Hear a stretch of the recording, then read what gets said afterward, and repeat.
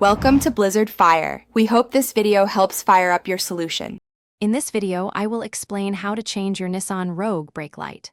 First, let's prepare by gathering a few basic tools, such as a Phillips head screwdriver and the correct replacement bulb. Always make sure your vehicle is turned off and safely parked before you begin. Knowing where the brake light assembly is located will help you start the process smoothly. Now, let's get to the brake light. Open your vehicle's rear hatch to reveal the screws holding the tail light assembly. You'll typically find two screws that need to be removed, often using a 10mm socket or a Phillips head screwdriver. Once the screws are out, carefully pull the entire tail light assembly straight back from the vehicle to avoid damaging any clips. With the tail light assembly free, you can now access the bulb.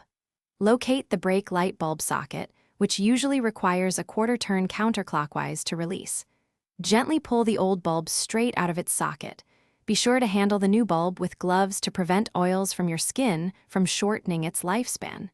Push the new bulb firmly into the socket until it's secure.